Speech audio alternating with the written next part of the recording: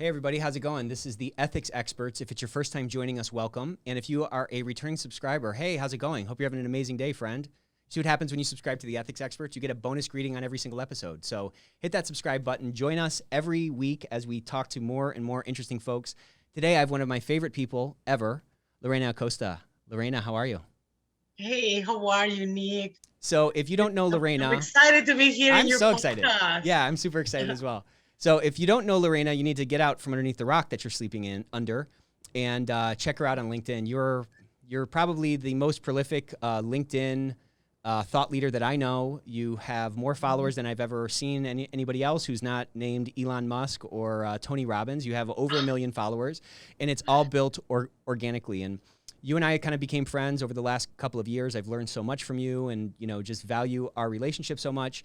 And I was super excited to get you on to the Ethics Experts because I think a lot of what you do and what you're an expert in can be borrowed from by the folks who listen to this podcast to elevate themselves within, not only within their company to sort of play the game better, but also elevate them across the board or, throughout the market by being more public and, talking about personal branding and talking about those things. And those are a lot of the techniques that I think somebody who's out of work or in between jobs or who got laid off because of COVID or whatever else, if they can capture even a little bit of that lightning in a bottle, they can really elevate their role and their impact and, accelerate toward that next job. So thank you so much for joining us.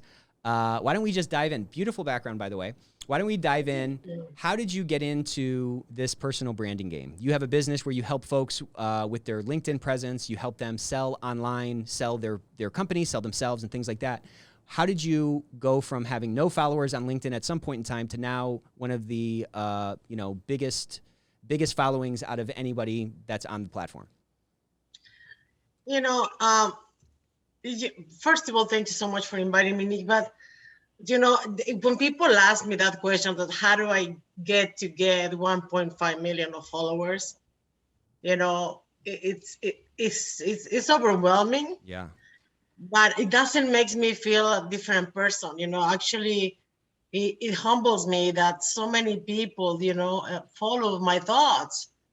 And that's the proof that what I'm saying. So when you know how to dial your messaging, the people that really resonate with your values, with your beliefs, for what you stand for and who you are as a human being, is the people that is going to start supporting you. And that's the people that is going to start hiring you. And that's the people that you want to work with. Right. In the end of the day. Why do you think that's like, whenever I have somebody on like you who's an expert in something, they always have these nuggets like you just gave, and they're always so profound, yet they're so simple. Why do people not understand what you're talking about, and why do so many people get that thing wrong? Because they don't have a purpose. So when you just jump in, it's like when you just jump into any business without knowledge, without a strategy, without a structure, what is going to happen to that business? Yeah, nothing. Exactly. So when you jump on social media and you don't follow through really to develop a community that is aligned with what you believe, it's not going to work. Yeah, right. Yeah, I was talking to a client that he wants to start branding 4 companies, right, that he owns. I told him it's time for you to come out. You need to come out and you need to talk about who you are, right, and what is the story, behind you 4 brands. You need to start developing your personal brand because people need to fall in love with the brand. Right. And then buy whatever you sell because the story, because who you are. You are the one is behind the brand. Right. So your values, your integrity, your character, your skills, your leadership is going to show up, and it's going to talk about what your brand stand for and who you are as a leader for your company. Right. I think a lot of people just think of themselves as a person and not a brand. How do you bridge that personal branding thing to an individual versus a company? And how do we reframe that for folks who are timid to step out into LinkedIn and put themselves out there? There is 2 types, right? So there is the corporate branding that most of the people has on LinkedIn, which is very credible. I mean, I was one of them. Mm-hmm. for many years. And I was just profiled right there, sharing some, um, things that I found on the internet, sharing news or something. But that's it, right? Right. And there is the other branding, which is the real personal branding, what you share, under whatever policies you are working or not, or who you are as human being, whatever you need to share. And, and really develop that intimacy with your audience that in the end of the day, you are developing little by little your own community. Right. And if that's people that will be loyal to you and you will be loyal to them not because you are in the same group or you're the same community. Right. It is because you get to know each other and your Right. values also align. Right. This is something that I've been talking for so long, and Yeah. I don't have to keep saying and repeating. I mean, see my numbers. Right. Yeah, the It's proof. working. Yeah, the proof is in the numbers. When you're talking to clients, so let's just paint like an archetype that may be listening to this. They're maybe more introverted, and they maybe don't have a sales background, and they're less adept at sort of playing the political game or whatever the game is. What would you tell somebody like that who, again, you go to their activity section on their LinkedIn and there's not even likes? You know what I'm saying? There's definitely not posts. There's not articles. What would you tell them what would you tell them in terms of like getting started to kicking it off? First of all, I'm an extrovert. So being an extrovert, I was struggling to get out. Okay, interesting. So this is something that is not easy for everybody, right? So Yeah, right. Everybody needs to be ready to take the step and start going, and start posting. But also stories like the one I just posted today about how I start my business on LinkedIn. Yeah. And with what I start my business on LinkedIn, and what I had when I started my business on LinkedIn. So those kind of posts, is motivate the audience and also, inspire the audience, right? Mm-hmm. It makes sense, Nick? Yeah, it makes a lot of sense. And I think we all kind of have this imposter syndrome, and we all have this feeling like I'm the only one going through this, or I'm the only one struggling with this. But what I've seen, and as I've seen you do, when you share something real and something authentic, it ends up resonating with people because really a lot of people are probably feeling the way that you're feeling. And just knowing that safety net is there makes it easy to jump out into it. You need to become relatable in social media. Forget about all these titles. Yeah. Forget about all these, titles or whatever. I mean, we all are human beings and we are here to connect to each other. Yeah. Not for titles. Because in the end of the day, your title tomorrow can disappear, like many of them disappeared last year. Yeah, right. And they become nothing in social media because they didn't care about promoting themselves, to engaging with people, to get to know other people, and to really be part of the community. They need to understand that social media now become a community, a huge community. You need to choose what channel and what platform fits better your needs and your character. Yeah, and I think that's a great point. And the proof is, again, in the pudding. Like the people who are in the ethics and compliance game, the people who are in the HR game, who tend to be the most successful, the ones who are the biggest thought leaders, they're the ones out there utilizing this opportunity that is LinkedIn, that is social media, where they're putting out content, they're adding value to people, they're sharing things about themselves, about their career, whatever, that, again, helps to build that community, helps to push them toward that. I'm just going to give you an example. Yeah. Let's say that you are the director or the VIP, the vice president, the CFO, any big organization, and you're trying to hire people. Mm-hmm. How do you want me to go and say, okay, let me go and see? Now people is afraid to even be hired by any company. Right. People needs to be sure that that company, is aligned with their values as well. Great point. You need to understand that, Nick. I mean, companies now needs to really follow what they've promised. Yeah. Not only to the clients, but to their employees. Well, that's a great point because we talk a lot about the external brand, and that's the marketing, and that's the commercials, and those are the posts on social by an organization. That external brand that everybody sees used to be very different and separate from the internal brand or the employee experience. And I think as this generational shift has occurred and continues, that distance between that external brand and that internal brand, which is really encapsulates the culture and really is encapsulates the employee experience, that's one thing. These are different sides of the same coin. And given how mobile labor is now, that you can get a job on the other side of the country and you can work remotely with a team that you've never met face to face, all these things make it increasingly more important, to your point, for the organization to be cohesive and be authentic with the image that they put out relative to what people inside the company are feeling. Because guess what? There's Glassdoor, that's Yelp for companies.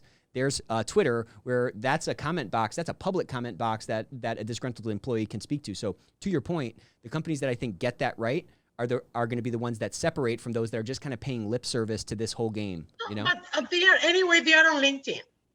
They're on LinkedIn reading you, reading me, and read all and watching videos and liking content. Why not to start positioning themselves? Right. Why they don't start, really become a human being? Because there is a lot of people, part of the thing that I'm here for is because I need to share my experiences with other people. Yeah. I want other people to enjoy what I did enjoy in my life. Right. I don't talk a lot about the bad things because really I didn't have a lot bad life. Thank God. Yeah. I don't have a lot of memories of bad memories. So most of my memories are things that I enjoy.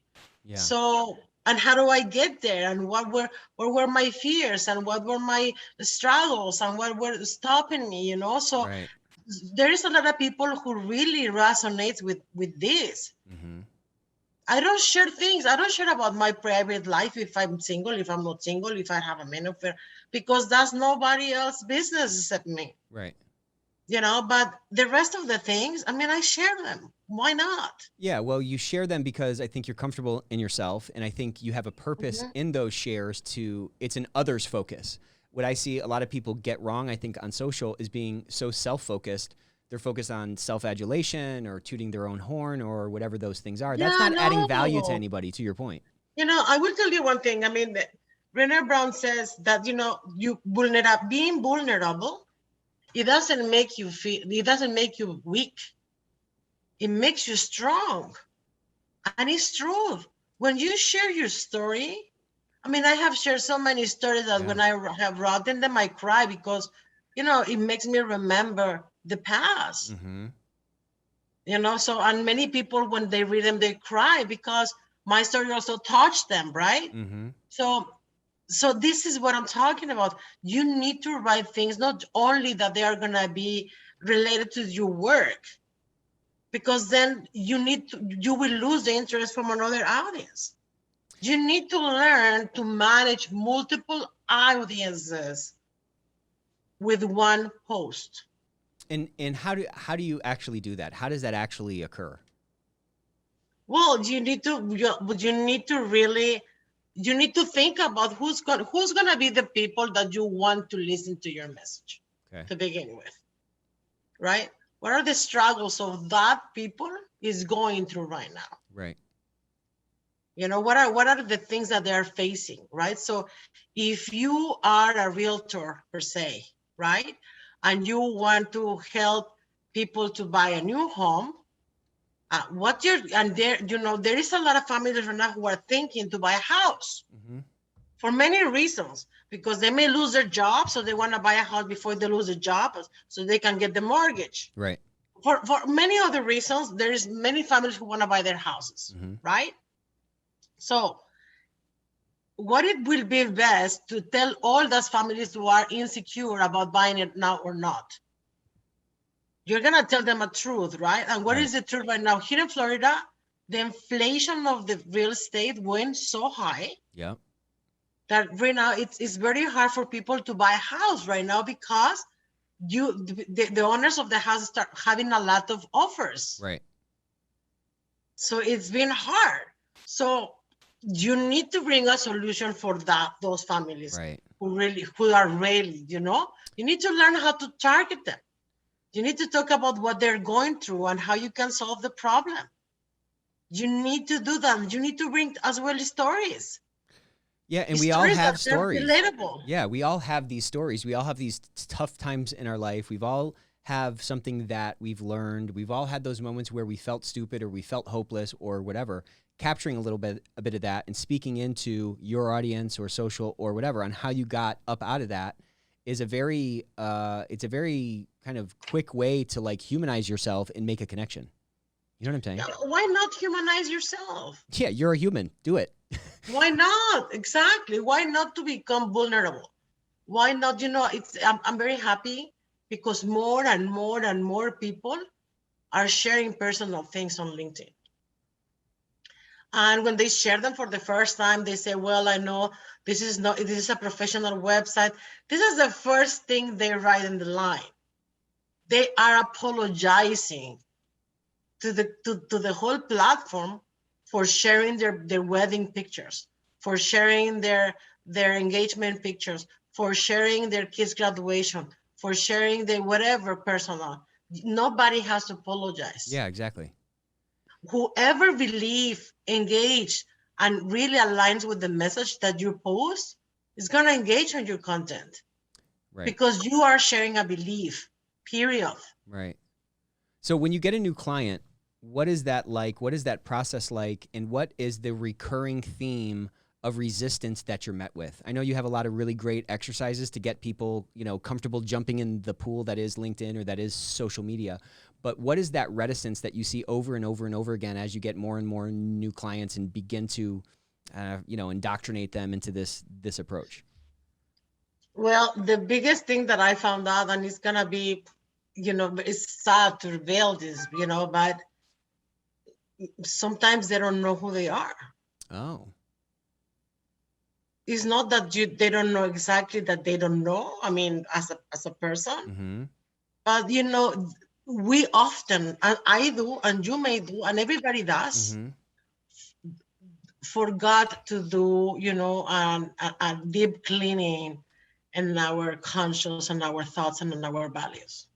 Yeah, we just go through life, we're just like putting one foot in front of the other. Yeah, right. You forgot. But then you don't realize, that really your behavior is changing because you change your values. Yeah, the experiences that you go through affect you and you affect the world around you and you're constantly changing and evolving. That's a great point. Exactly. So, so we go through a very deep exercise with values, and because it's important, because from where you know that, Nick, you've been in my class. I mean, from your values is from where your content is gonna come from. Right. I mean, it's the people that you really want to be aligned with you, because in the end of the day, you don't want to have a feed full of negativity. Right. You don't want to show up as an opinionist. And also you want to create a community that is going to, help other people with what you are going to share. Yeah. And if I can tag on to that, the ethics and compliance community is this really unique community. It's not like the sales community. It's not like the marketing community. Those communities, they eat their young.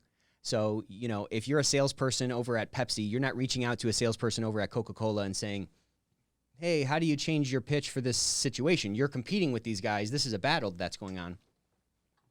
In the ethics and compliance community, it's a much different scenario. You have the chief compliance officer of Pepsi reaching out to the one of Coke and saying, hey, what's working for you, what's not, because we're all kind of fighting the same battle. And I'm just saying that to say this, that if this is like the easiest community to be a part of, to take advantage of a lot of the things you're talking about, because everybody is a smart person who cares. Everyone's trying to make a difference in their corner of the world. So those base values are already there. It's a very safe community to be yourself and step out into. And I think those who have done that will, scream from the rooftops, like how easy it is and how successful it is and how many great relationships they've made, kind of to your point. And so I'm just trying to encourage folks who might be listening to this to step out into there, write an article, start posting once a week if that's something. You don't have to put a picture up if you're not comfortable with that, but just start sharing and just start pushing yourself out there, because listen, at the end of the day, the B2B, the business to business sale analogy really works a lot here, particularly I think for people who are maybe between jobs, because as you have said, well, let me interrupt you. No, go But ahead. you were saying that B2B, as in right now, is H to H. It's Well, that's what I was human going to say. human. That's exactly right. So just like in B2B, it's not a business buying something from a business. It's a person at that business buying something from another human being that they have a Yes. connection with.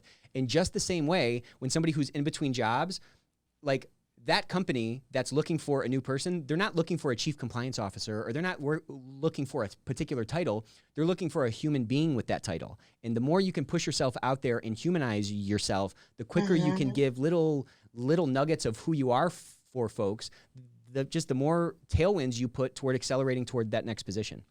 And also to don't fall in the category that, right now the word in LinkedIn of being authentic, it's been borne out. Yeah, it's a buzzword now that means nothing. It's a buzzword. So to be honest with you, I mean, being authentic is not just to do whatever you want to do on social media. I mean, you're free to do so, but find the right platform, right? Yeah. So where do you see people get that authenticity thing wrong? From their own values. This is who you are. Yeah. I mean, because we live by our own values. Our values are what guide us through the daily life that we have. Right. You understand? I mean, I do. It's again. It is not. You see how people confuse being authentic. I mean, being authentic with your own self first. You need to really review your values and see what you believe in and what you stand for.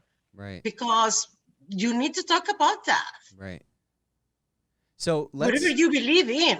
So when did this light bulb turn on for you? I know you have a really interesting story, which I'd love to get into in a second, but where did this basis of values forward approach come from? And when did your light bulb turn on to turn this into a business that you could like replicate with other folks, like like you've built some kind of a formula that you teach other people, with? When did that light bulb turn on, and how did that formalization come together? Well, I want to be humble, but that light has never turned off or on. I mean, I had it always. It's part of who I am as a human being. So those are the things that I have been carrying with me in my life. This is the way that I have served for the companies that I have worked. And this is the customer service and the promise that each of my clients has get from me, during the time that I've been selling. So it was kind of that. You were very successful in the sales game, and at some point you were able to look at what the basis of that success was, and it was really these personal connections that you're very good at making very quickly.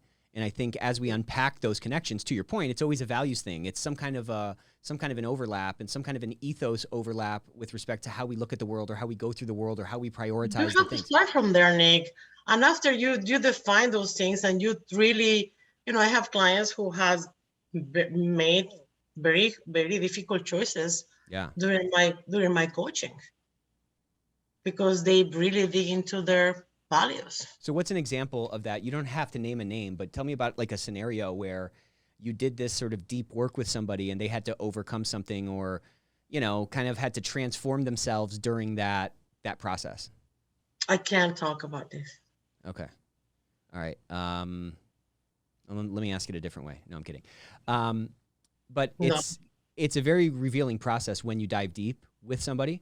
It is, and it's very good for them, and they enjoy it very much because they enjoy the outcome. Sometimes in the midst of it, I'm sure it's very difficult because you're unpacking things. Yes. Sometimes they take very long to really complete the first step of the first module of the course. Right. So sometimes I have to pull them like children in kindergarten, and we finally do it. Yeah. Because sometimes, they have internal problems. Mm-hmm. They have internal problems. Sometimes they have a self-belief that they don't allow them to really become who they need to be. Mm-hmm. So we struggle a little bit sometimes there, but besides that, it's not a simple process. Right. because you're going to rediscover who you are as a person. I mean, remember the values that my parents taught me when I was in the dinner table when I was little. Mm-hmm. I carried them with me, you know, until I was 17, probably. Right. When I was 17, I was like, really? Yeah, gotta go. So I have my own values, right? Yeah. And, you know, when I went to college, I had my own values. And when I get my first job, my values change. And when I left my country, my values change. And every time I travel, my values change. And every time I meet a new culture, my values change. So your life starts fulfilling with different values. But which one of those values you stand up for today? Yeah, and put that out there, and don't be scared to do it. Which one of those values? Yeah. Where does your boldness come from? Because it's not fake. It's authentic boldness, it feels like. Yes. You're just a very bold person. You're a very confident person. Where, if you could trace it back, where does that come from? Yeah, well, you know, that boldness really created a lot of problems when I was young. Oh, did it? Because people was not used to have somebody like me in front of them. Mm-hmm. So it was hard because I was a woman. I was a Latin woman. You know, I was young, Mm-hmm. but I was smart. So it was very difficult, right? Yeah, I think people get intimidated by that. Particularly Yes. men, I think, get intimidated by that. Yeah. Some. Well, at work, you know, often happen. Yeah. But also that helped me to become successful while I was become a closer, right? When I Right. was being a closer. Right. So why don't we talk about that? Why don't we talk about your broader story? Because I think you have a very inspiring story on how you came to be where you're at now. Well, you know, I had a job in a company that I really love very much, and I love the company, and it was home for me, that company. But I was not happy anymore with the treatment that I was receiving from one of the head leaders. So I resigned, and I didn't have a job. It was the December 28th. And I was like, I never thought about my insurance. And you know, I was 2 days away to lose my insurance, my health Wow. insurance. And you know, I'm a single mom, so I was worried. So, you know, after I resigned, I just came home, I cried, you know, and I went to LinkedIn to trying to start to reconnect with people that I worked in the past. Yeah. Because that job was the first job that I have after I get divorced, right? Mm-hmm. So it was very hard for me because most of the people who was on LinkedIn was not connected on LinkedIn. So probably all the messages that I was sending, you know, were in the junk mail, and they never received it. So, you know, I was concerned about the situation. 2 weeks later, I was hired by another company because the recruiters start contacting me, and I start going to different interviews. So I didn't have a problem for a job anymore. But you know, those 2 weeks of uncertainty and stress, you know, really taught me that, you know, I've been branding corporations for 32 years, and talking about them and their product, and give them testimonies about what is happening, and you know, and just be there, you know. Why not to do it for myself? Right. Why not to talk about who I am? Why not to share my knowledge?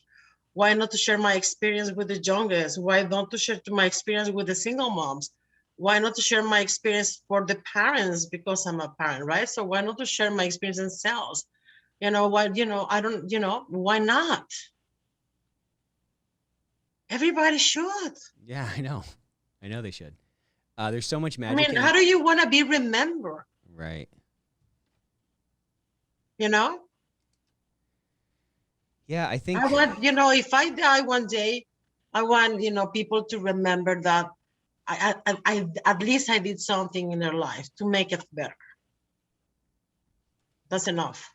Yeah, that's enough. But again, there's a purpose, there's a purposefulness, or there's an intentionality behind it for that to happen on a consistent basis. You know what I'm saying? And I think many of us get so caught up with the day-to-day of life and our fears, and just like I said, putting one foot in front of the other, that I'm gonna say something carve that room out. I'm gonna share with you something that I have never shared before public. Oh, an ethics experts exclusive. Yes, but But every day I realize that really God, the universe, or whatever you call it, it's really watching over.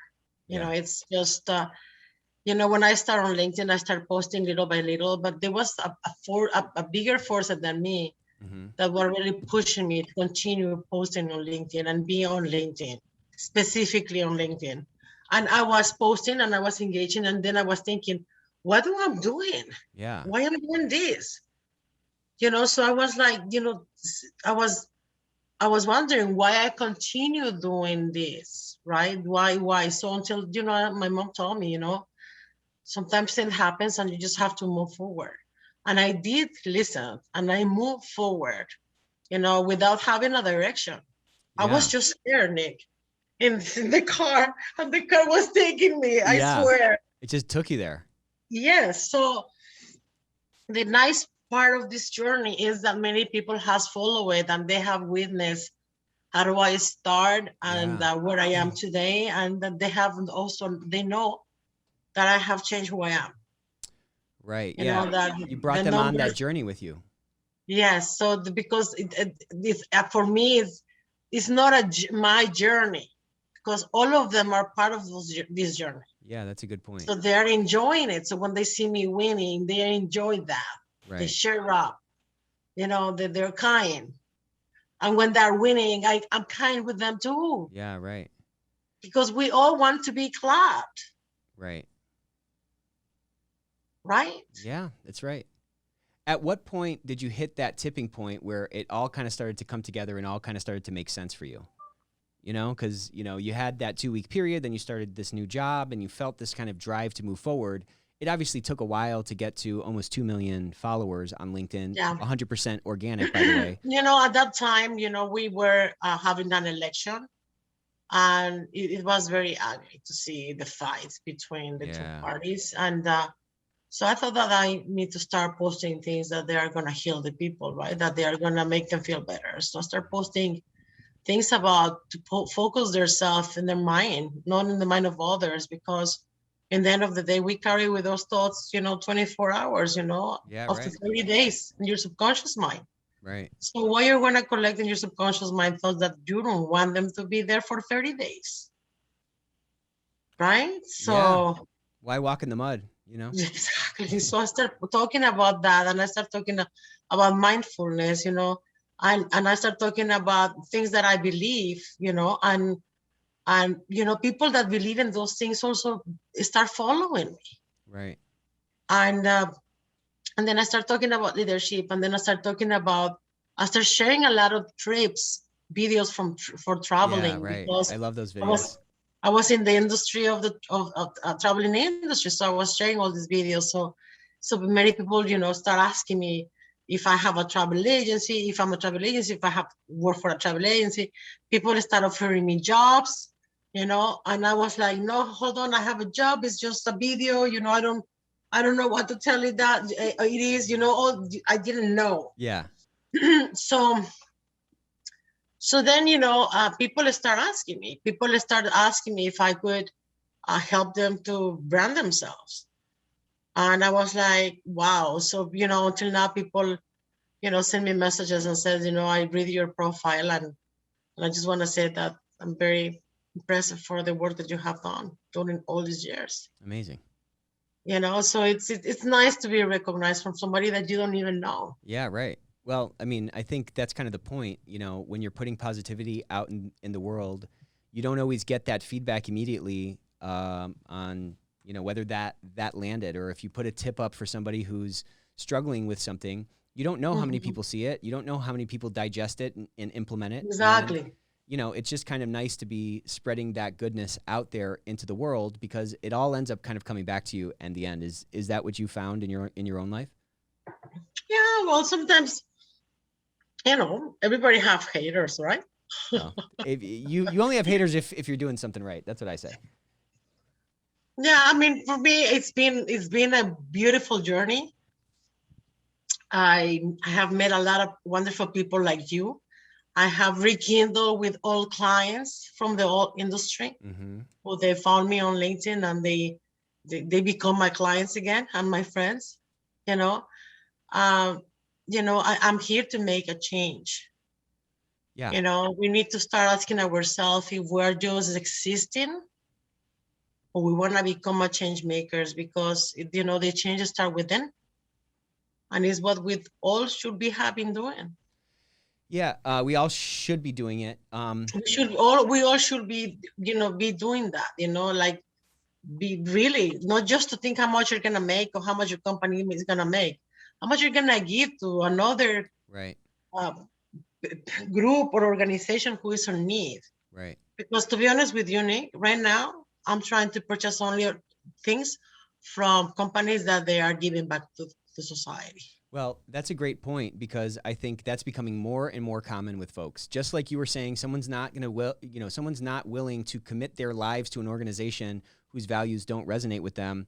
More and more Mhm. people aren't even willing to give their dollars to an organization whose product they may or may not like if those values don't resonate with them. So there's just we're in a very interesting time where there's a very unique, probably time-bound opportunity to really put those values out in an authentic way, to take advantage of the opportunity that's at hand, you know? Definitely. So, Definitely. I mean, the whole organization have to live and breathe the brand.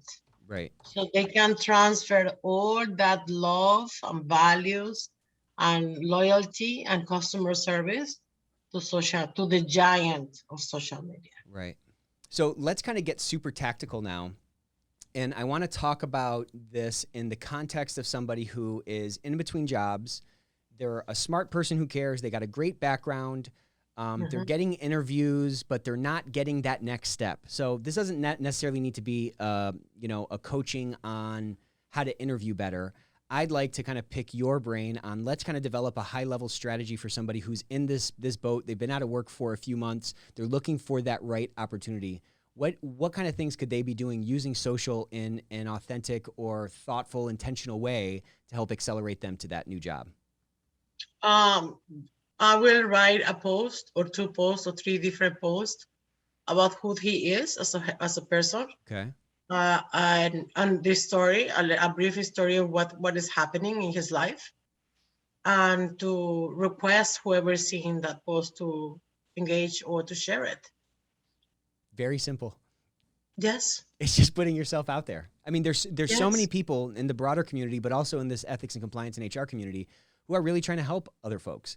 And we have an opportunity to take advantage of it. And it's just But it drives. but no, but I'm gonna tell you something else. Okay. Right now, most of the HRs or recruiters are looking for somebody who has a brand. Well, there you go.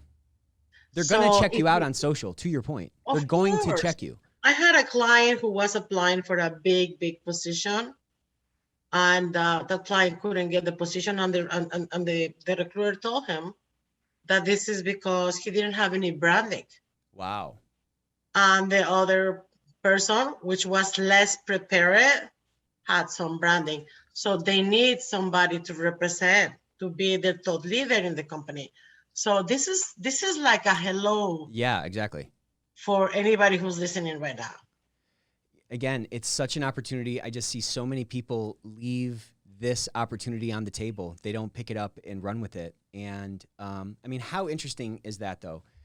The person who was maybe better prepared, who was maybe better for the job, didn't get the job because somebody else had more facets on their shape. They had more information out there so that a recruiter or a hiring manager or whatever could get a better sense of who this person was. I mean, that's the game here, right?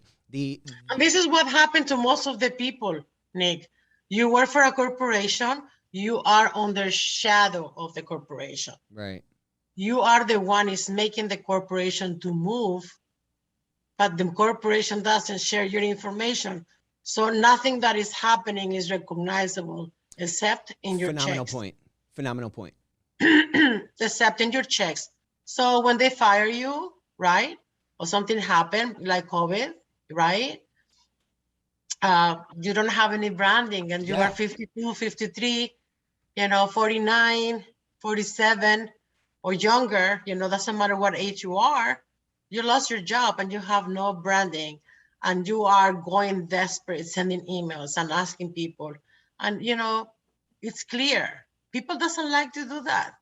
Brand yourself.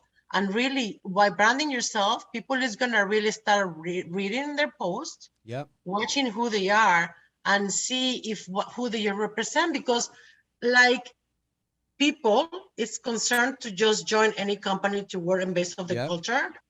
Companies as well are concerned to bring just anybody. Great point. To damage the whole culture that they have because their values are not aligned. Phenomenal point. I was kind of struck as you were talking just now.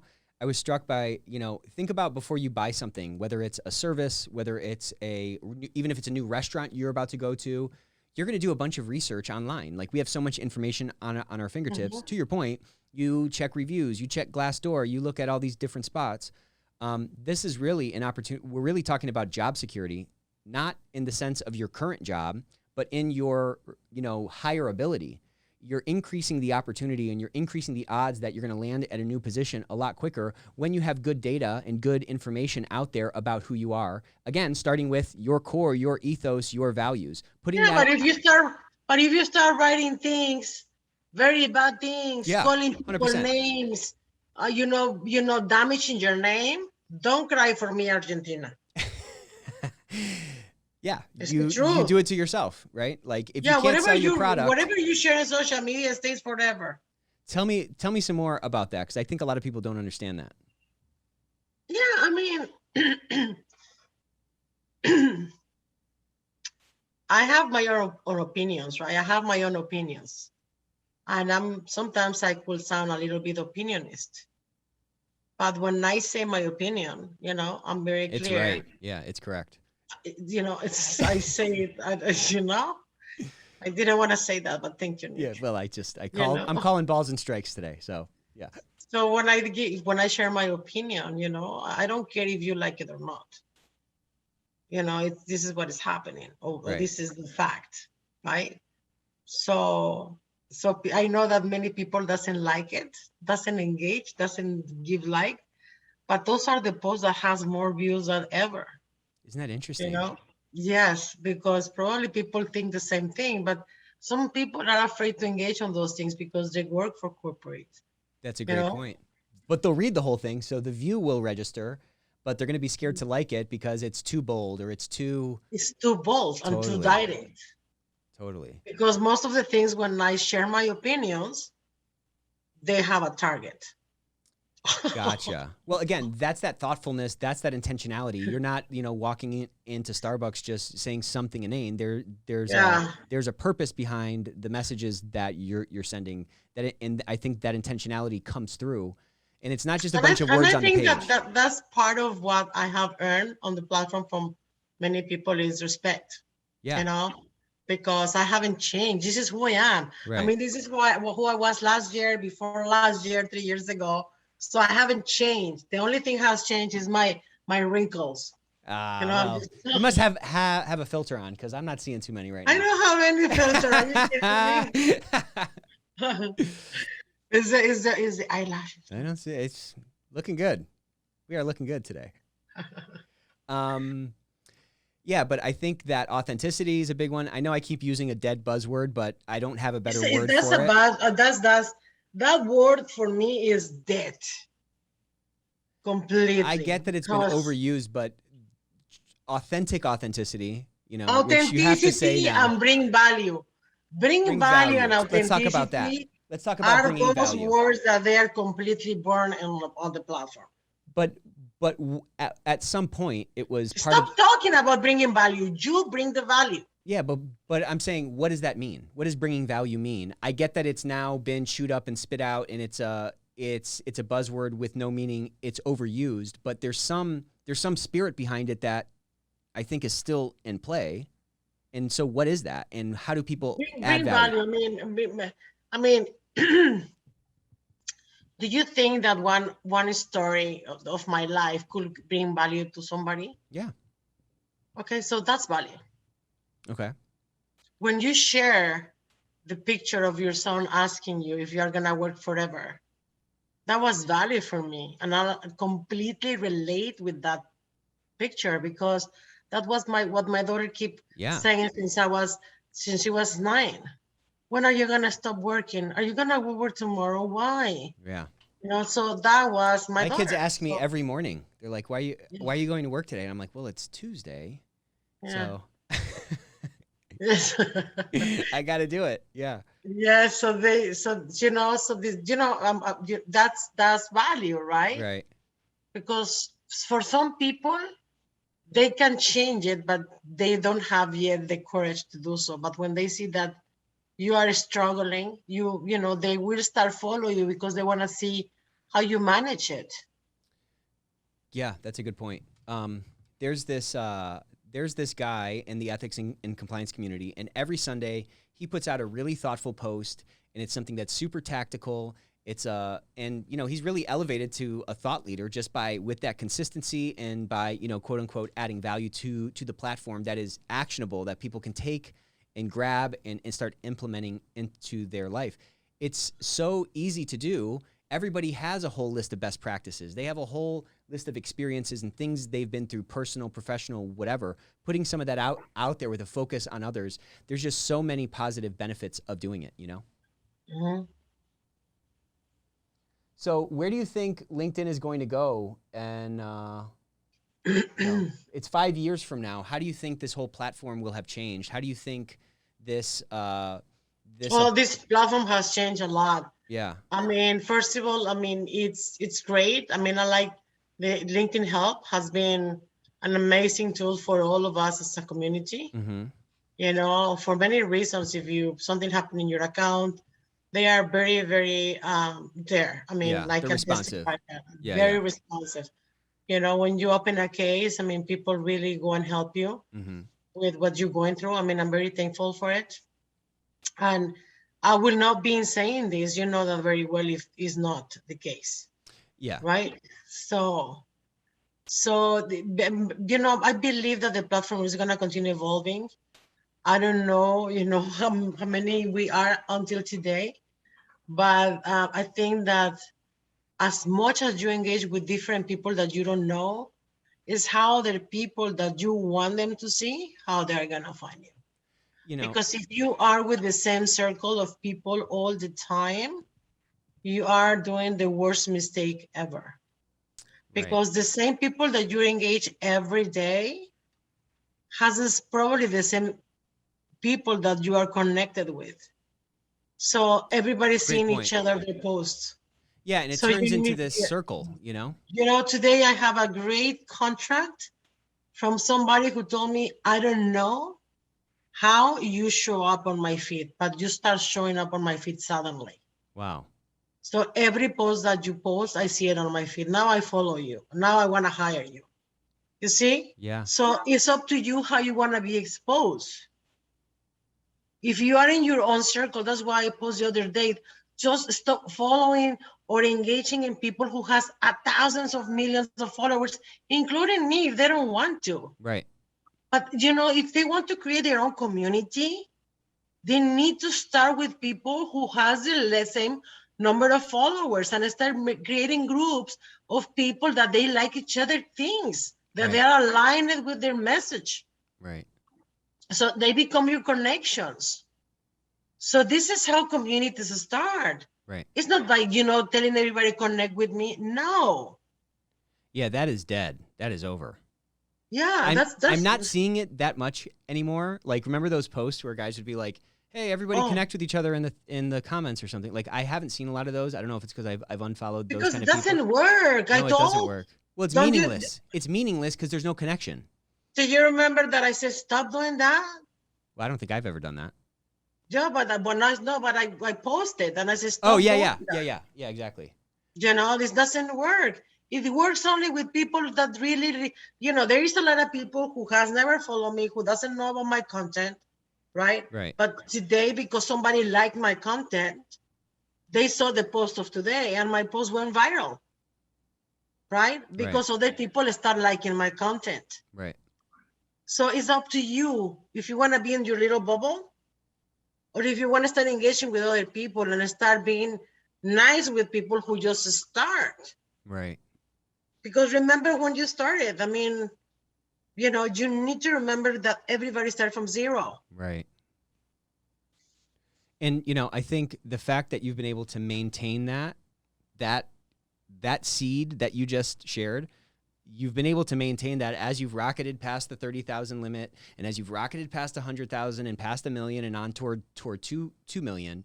The fact that you've been able to retain that spirit and that heart, I think, says a lot about you as a person. Nick, first of all the followers that I have and all the people that is my connections are my connections. All the followers that I have on my connections are the solid rock of my business. Yeah, right. So why I'm not gonna help them if they help me? Right. Right. Come on, we're a community. This is a community. This is not divided. I mean, if you're rude, goodbye. I'm gonna tell you the things the way it is, and I don't care if you go and tell another 100 people that rude I was. That's fine. Right. If this is what you believe. But if you're rude with me, I can be a little bit Mexican. Yeah, you do have a little Mexican in you, don't you? So let me ask you this. What I've seen happen is people fall off of the wagon quickly. They're hot and heavy. They start posting. They're getting a little bit of traction. And then they have a couple of posts that don't get any traction for whatever reason. And then they kind of give up. What do you tell somebody who's maybe susceptible to that type of an outcome, or somebody who's going through that? It is not about their post. I mean, they need to really write something that is gonna, bring people's attention, right? Yeah. But people doesn't have to take it so personal. I have friends who have told me I feel terrible when people doesn't engage on my post. I feel that everybody ignore me because they have views. But people need to understand that many people on LinkedIn doesn't engage at all. Right.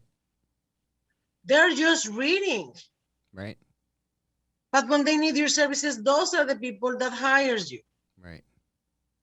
Right? The silent ones, the quiet ones. Yeah, it's pretty nuts. It's pretty crazy. So it sounds like your advice would be, don't look at each post and just, get so frustrated if you're not getting traction. You're going to get likes if you give likes. Okay. I'm not saying that you're going to go like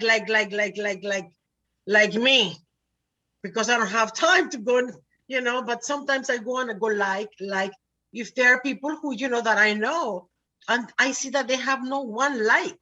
Yeah. Well, you're not going to give them one like for. Don't get me started on that whole thing. Like, if you see something that you like, you should like it, not for anything other than to give that person a little serotonin drip or a dopamine drip or whatever happens in their mind when they get a like. Yeah. Just throw it out there. Guess what? Likes are free. Yeah. And you know what you do with that person? What you do with that person is that, of course, you have to read the post that is going to align it with who you are and your values. Yeah, right? Of course. Yeah. You're not going to like something that's not. Contrary. Yeah.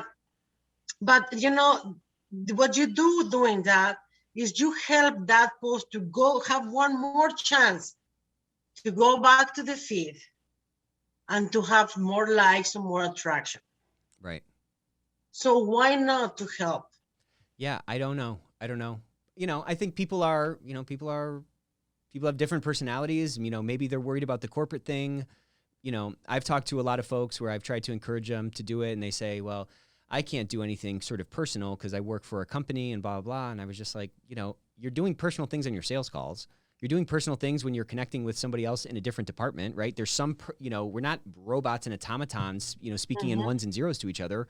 There's energy exchanged, and we're, making heart connections with folks, at least the ones that we're building actual authentic relationships with. So putting that into this realm, I don't see, a problem with it. I think people are a little bit too gun shy with respect to that type of thing. I believe that too. Yeah. Unfortunately. But, it's everybody's choice and decision. Yeah. So I got a good question. If you could go back to young Lorena, just coming out of high school, just coming out of college, and you could give her some advice that you wish you put into practice earlier, what would that be? What guidance would you provide the younger version of yourself? I will probably choose a different career. Oh, really? Interesting. Yes. Tell me some more about that. I probably will continue being on sales, but I would like to learn more about, business and how I could have, because I could have been a business owner a long time ago, but it didn't come to my mind, Mm-hmm. so I would love to have started earlier. Interesting. So Yeah. what made sales such an obvious choice for you? Because sales is involved in everything, in any business. Sales is the most important department in any business. It may be the most Without, important skill also. yes, and the most important, but sales is the most important department. That's why we salespeople get paid very well. Right.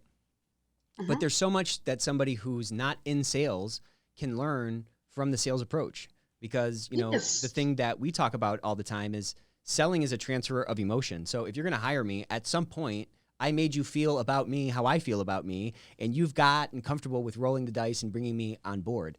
That sale is going to take place not from reading a resume, but from the interaction and the conversation and the type of person I or am and the type just of person you are. or send them a selling message after you connect with them, right? Yeah, great point. I'm Great gonna point. give you a metamorphosis, that thing. So let's say that you going to a dinner, right? So I Mhm. invite you to my house Yep. with your wife, Yep. right? And probably the children. Well, no, it's the first time, so you come Yeah. with your wife. And will you go direct to the kitchen to get a Diet Coke from the fridge? No, of course not. Never. Why? Well, because I'm a guest in your house. I'm not going to make myself at home and put my feet up on the counter and go and make a sandwich until I have permission to do that. You know? Exactly, right? So you need to give the permission, not by saying, okay, I'm giving you permission, but they need to be that kind of relationship between you and that Totally. person Totally to right. be able to do that, right? So probably the next time you bring the kids, and then we all walk into the kitchen, and I ask you to open the fridge and get a Right. Coke from the fridge, right? But what makes people think that they can go to the kitchen of the people when sending them a selling speech I think messages? it is a selfishness. It's a self focus. It's clumsy kind of. It's it's like bad etiquette. But all those things happen because it's like it's brutish or something. Like, but all that happens, I think, because it's a self focus and it's a me focus. It's not a you focus. Hmm. Yeah, well, I think also, the sales approach, it has to be different. You know how many times we have to really do things differently to earn the trust from the clients, Yeah, right? that's true. And when you are doing a whole presentation, I mean, our sales presentation was very good, so we have it, and really it works. Hmm. It's completely a step, and if you don't follow your sales presentation, you will never develop That rapport. Yeah. that rapport with people, because you cannot start your presentation or your hello, how are you, from the end of your presentation, which is the closing, Good right? point. Yeah, you have to be building it throughout so that when it comes time for that to get that Coke, you won't feel like you're overstepping bounds, and the person whose fridge it is won't feel like you're overstepping bounds. Exactly. I mean, Yeah. how you're gonna warm up somebody, say hi, how are you, and right away, send them the sales pitch. When I have those kind of things, I remove them immediately. Yeah. Hey, how's it going? Want to buy something? No, I goodbye. Yeah. I mean, it's Even kind if of it was, rude. Yeah. even because I don't believe in that. That's very rude. No kind of rude. Very rude. Yeah.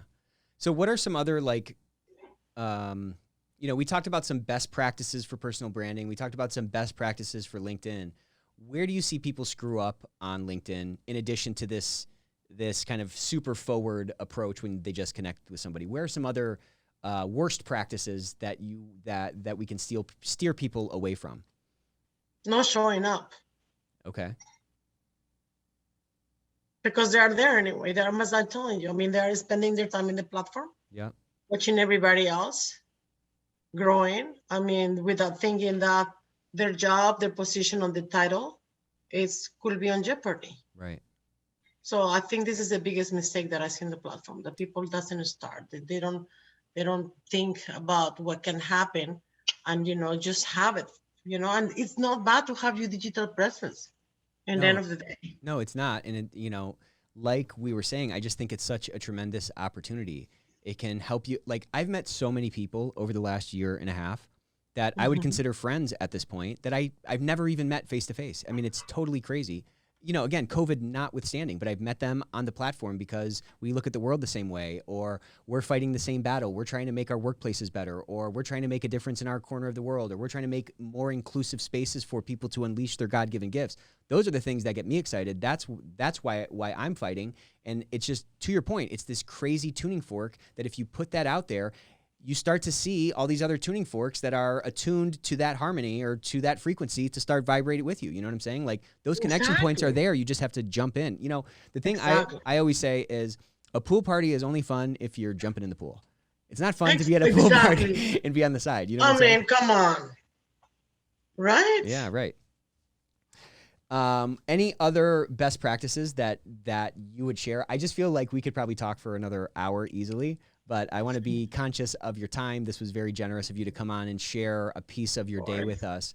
Any other things that you wish everybody could sort of eat and digest or put into their brain and actually take action on? And it doesn't have to just be with respect to LinkedIn. This can be, in terms of life or whatever. What would you say to our listener? To respect each other's thoughts and beliefs.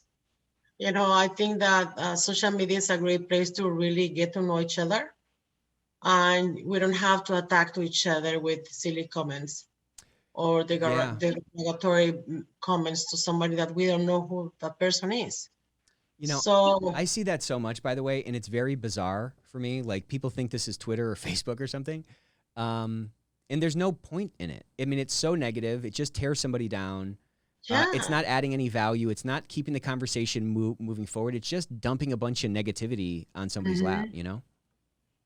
yes, I think that a lot of people, and most of those people are new Ah, on the platform, so they don't know what they're doing because they're closing the doors with many people, at least with me. yeah, And I don't tolerate bullying, and I don't like that thing. And I always support people who is being bullied or attacked or yeah, mistreated because the way they look or their sex, gender, or their way they talk, yeah. or their ethnicity or religion. I mean, everybody needs to really realize that we are in the same freaking world, and we Right. need to learn how to interact with each other and respect each other's beliefs. I mean, if you don't like what you read, scroll down. Yeah. You Keep don't need to scrolling. be that, Yeah. It's not that tough. right? It's not that tough to do. Yeah, just scroll, leave it out, leave him alone. Right. You know? I've just seen a lot of that over the last year, and I don't know if it's because of the pressures that everybody's under or whatever. It just seems to be ramping up to a new Yeah, degree. well, I've Like been two under years the ago, I same wasn't pressure seeing and it. I'm not doing it. No, What's that? I'm under the same pressure and I'm not doing it. No, I And know you're you're under the not. same pressure and you're not doing it. Yeah, I'm just So saying the presence of this negativity on the platform seems to have increased a little bit over the last year. yes, it has. It Yeah, has. And I think is even though that LinkedIn has tried to control it, there is a point. The only way that we can control this is us. that's right. And he's reporting it, and just don't accept it. Yeah, yeah, that's good advice. I mean, yeah, we're all in this thing together, and we can all So we need to decide how safe we want to have the place where we work. right, Because you work on LinkedIn and I work on LinkedIn and everybody works on LinkedIn.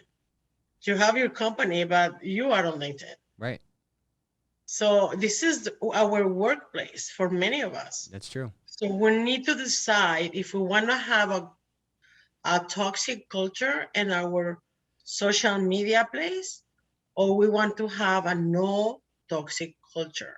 I love that. I've never thought about it that way, but there's so many parallels to draw to a physical workplace to this It is to the this same. It community. doesn't Yeah, change in anything. that's true. Doesn't change anything if you are, you know, you are sitting from the desk on on Microsoft. Right.